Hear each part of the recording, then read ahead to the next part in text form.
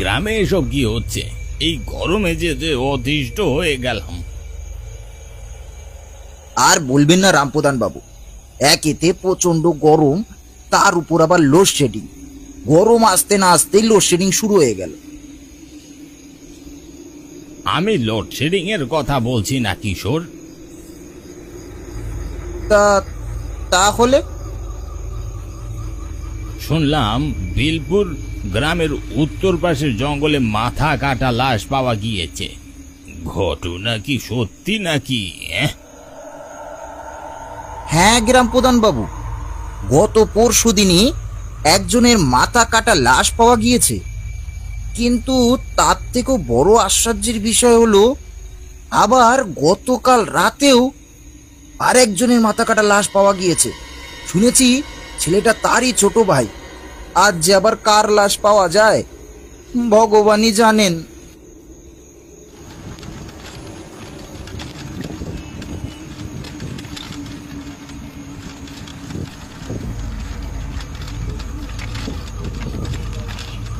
দাদা, রিক্সাটা একটু জোরে চালাও দেখি।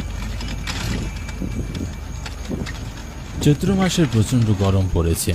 আমি ওনাদের কাছে যেতেই গ্রাম প্রধান বাবুকে একটি নমস্কার না জানালে বিষয়টি ভালো দেখায় না। আমি রিক্সা থেকে নেমে গ্রাম প্রধান বাবুর দিকে এগিয়ে যেতে লাগলাম। নমস্কার কাকাবাবু। নমস্কার নমস্কার। বিমল যে, এত রাত হলো যে তোমার ফিরতে? সকলে বড় বড় চোখে বেশ অবাক দৃষ্টিতে আমার দিকে তাকিয়ে রইল। সকলের মুখ চোখ শুকনো দেখাচ্ছিল, কারো মুখে কোনো কথা নেই। আর বলবেন না কাকাবাবু, ট্রেনটি ভীষণ লেট করেছে। তোমাকে যে কি বলে আশ্বাস দেব তা ভেবে পাচ্ছি না। গ্রামে একটির পর একটি মৃত্যু হয়েই চলেছে। মৃত্যু তো সকলকে মেনে নিতে হবে, সকলকে এই পৃথিবী ছেড়ে চলে যেতে হবে একসময়।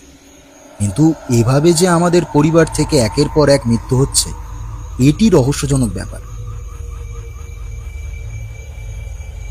গ্রাম প্রধান চুপচাপ পিড়িতে একটি দীর্ঘ টান দিয়ে আমাকে বললেন, তা ঠিক বলেছ। যাকগে, তুমি আর এখানে দেরি করো না, অনেক রাত হয়েছে। তোমাকে তো আবার বিলপুর জঙ্গল পার করে বাড়ি ফিরতে হবে। যাও যাও, এক্ষুনি রওনা দাও। তাহলে আসছি কাকাবাবু।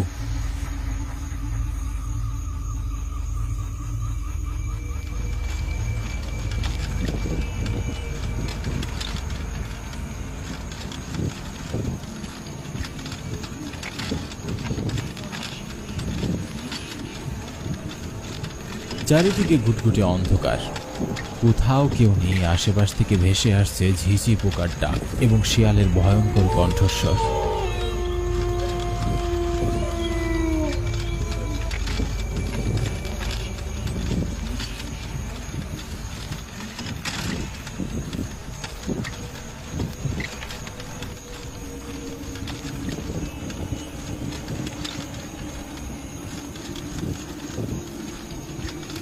আশেপাশে মানুষের অস্তিত্ব দেখতে পাচ্ছি না। বাড়ির কথা ভেবে খুব দুশ্চিন্তা হচ্ছে। কেমন করে সামলাবো আমি সবাইকে?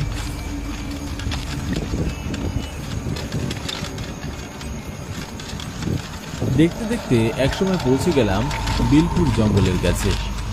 দিনের বেলাতেই বিলপুর জঙ্গলটি বেশ ভয়ানক দেখায়, কিন্তু তার উপর এখন আবার রাত। এই সেই বিলপুর জঙ্গল যেখানে আমার বড় বাবা এবং কাকার লাশ পাওয়া গিয়েছে। জানি না আমি বিলপুর জঙ্গলটি পার করতে পারবো কিনা, কিন্তু যে কোনো ভাবেই হোক জঙ্গলটি আমাকে পার করতেই হবে, কারণ আমি ফেরার পরে আমার কাকার লাশটি শেষ কাজ করতে হবে। এমন সময় রিক্সাওয়ালাটি রিক্সাটি থামালেন। দাদা বাবু, আপনি এখানেই নেমে পড়ুন, আমি আর সামনে এগোতে পারবো না। রিক্সা চলার আগে রিক্সাওয়ালা আমাকে বলেছিলেন যে তিনি বিলপুর জঙ্গলটি পার করবেন না, কারণ জঙ্গলটি নাকি বেশ ভয়ানক। বিলপুর জঙ্গল থেকে আমাদের বাড়ি 1 কিলো রাস্তা। কি আর করার, রিক্সাওয়ালার ভাড়াটি মিটিয়ে সামনের দিকে এগোতে লাগলাম।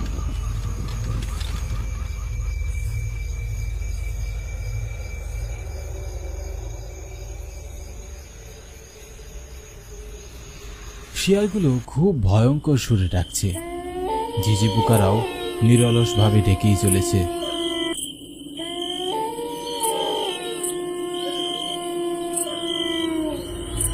ধীরে ধীরে আমার মনের হৃৎপিণ্ডটি দ্বিগুণ গতিতে চলতে শুরু করলো।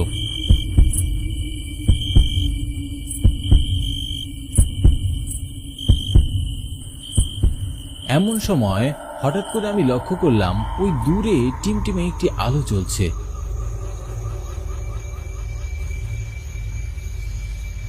আমার আর বুঝতে বাকি রইল না যে এটি হরিনাথ কাকার চায়ের দোকান। বিগত ৩২ বছর থেকে হরিনাথ কাকা এই জঙ্গলের মাঝে চায়ের দোকান করছেন। দুটি গ্রাম মিলে হাটে যাবার এই একটি মাত্র রাস্তা, বিলপুর জঙ্গলের রাস্তা। তাই হাটের দিনগুলোতে হরিনাথ কাকার বেচা বেশ ভালো। কিন্তু এত রাতে যে হরিনাথ কাকার চায়ের দোকান খোলা পাবো তা কখনো ভাবিনি। যাক, ভালোই হয়েছে, মনের ভয়টা কিছুটা হলেও কমল। হরিনাথ কাকা আমাকে ছোটকাল থেকে অনেক ভালোবাসেন। ছোটবেলায় যখন দৌড়ে ওনার দোকানে চা খেতে আসতাম তখন তিনি আমার 2 হাতে 2টো লাড্ডু ধরিয়ে দিত।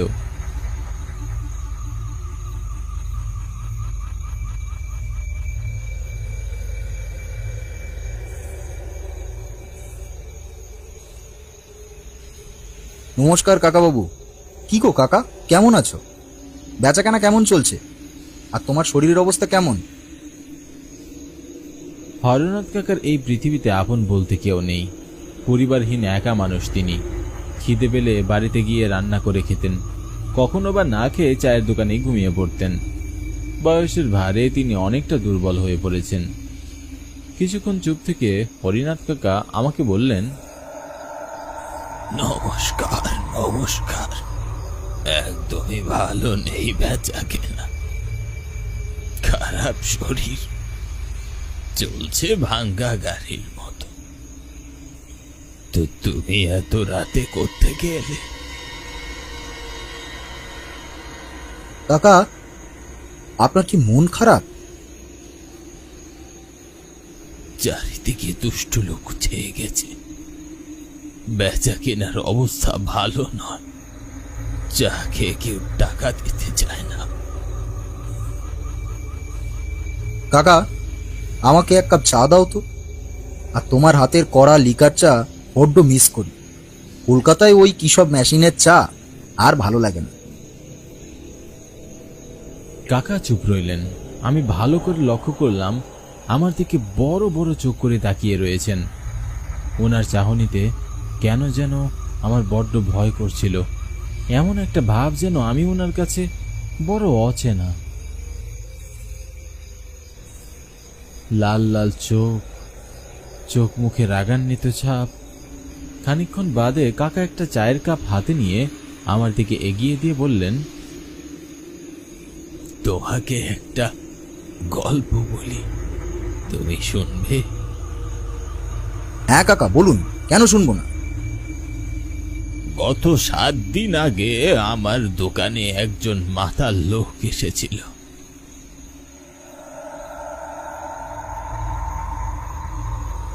এই একটি চা আর একটা প্যাকেট বিস্কুট দাও তো। লোকটি আমার দোকান থেকে চা বিস্কুট খেয়ে তার দাম না দিয়েই যাচ্ছিল। আরে ও দাদা, চায়ের দামটা তো দিয়ে যাও। চায়ের দাম কি এমনি দিতে হবে? আমি কি গ্রাম ছেড়ে পালাচ্ছি নাকি? খাতায় লিখে রাখো, পরে দিয়ে দেব। পরে বলে আর বাকির খাতায় লিখতে হবে? খাতা শেষ হয়ে গেল কিন্তু তাও তুমি পয়সা দাওনি। গত 1 বছর থেকে একটি পয়সাও পরিশোধ করনি। আজ কিছুতেই আমি তোমাকে বাকি খেয়ে যেতে দেব না। আমার পয়সা নিয়ে তবেই তুমি যাবে। হরিনাথ, বড্ড বাড়াবাড়ি করছিস হরিনাথ। বলছি তো, খাতায় লিখে রাখ, পরে টাকা দিয়ে দেব।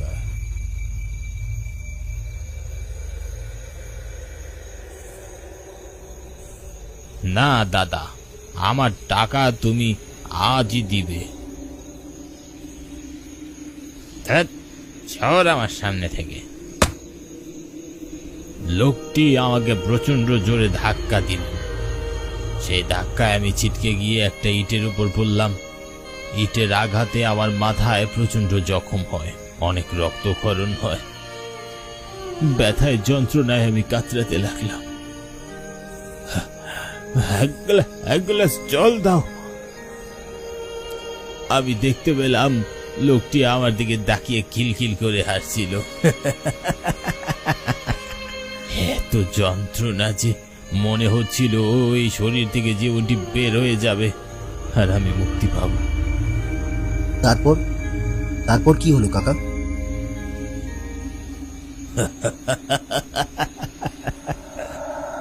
আমি ভালো করে লক্ষ্য করে দেখলাম হরিনাথ কাকার চেহারাটি বিভৎস রূপ ধারণ করেছে।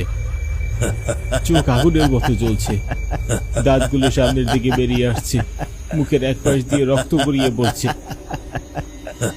ভয়ে আমি যেন পাথরের ন্যায় দাঁড়িয়ে পড়লাম। অনেক চেষ্টা করেও কিছুতেই দৌড়াতে পারছিলাম না। মনে হচ্ছিল কেউ যেন আমার পায়ে শিকল বেঁধে রেখেছে। এমন সময় হরিনাথ কাকা ভয়ঙ্কর কণ্ঠে আমাকে বললেন,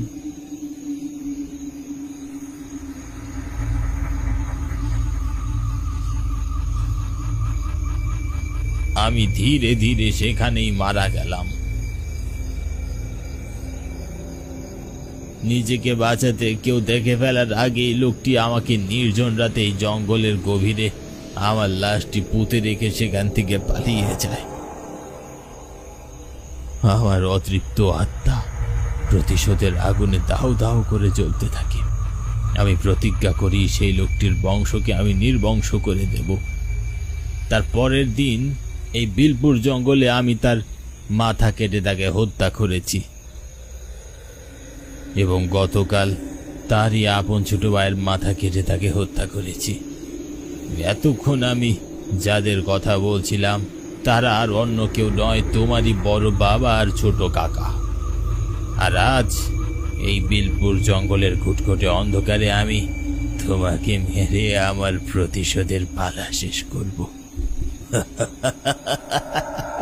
কাকা, কাকা আমাকে মেরো না কাকা, আমাকে ছেড়ে দাও। আমার বড় বাবা তো তোমাকে ইচ্ছা করে হত্যা করেনি। আর তাছাড়া তুমি তো বড় বাবা আর কাকাকে হত্যা করেছো, তোমার প্রতিশোধ তুমি নিয়েছো। কিন্তু আমি তো তোমার কোনো ক্ষতি করিনি। তুমি তো আমাকে ছোটবেলা থেকে কত স্নেহ করেছো। আমার বাবা ছিল না, বাবার স্নেহ আমি তোমার কাছে পেয়েছি, আর সেই তুমি কিনা আমাকে হত্যা করবে কাকা।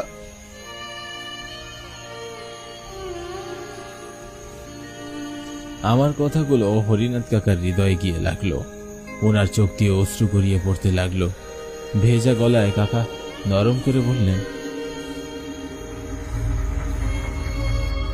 বিমল, তুই তোর বড় বাবার কাকার মতো নস। তুই খুব ভালো, আমি তোকে অনেক ভালোবাসি। এই বিলপুর গ্রামে তুই একমাত্র আপনজন ছিলি। তোকে আমি মারবো না। তুই যা, বাড়ি ফিরে যা এবং সব সময় সৎ পথে থাকবি। একথা বলে হরিনাথ কাকা হাওয়ায় মিলিয়ে যায়। শিয়ালগুলোর ডাক বন্ধ হয়ে যায়, বাতাসের কম্পন থেমে যায়, জঙ্গলের পরিবেশ স্বাভাবিক হয়ে যায়। আমি আশেপাশে ভালো করে তাকিয়ে দেখলাম কোথাও হরিনাথ কাকাকে দেখতে পাচ্ছি না। ওনার চায়ের দোকানে আর আলো জ্বলছে না। একটা দীর্ঘ শ্বাস ছেড়ে আমি বাড়ির দিকে চললাম। আজও বিলপুর জঙ্গলে হরিনাথ কাকার চায়ের দোকানটি অক্ষত অবস্থায় আছে, কিন্তু হরিনাথ কাকা নেই।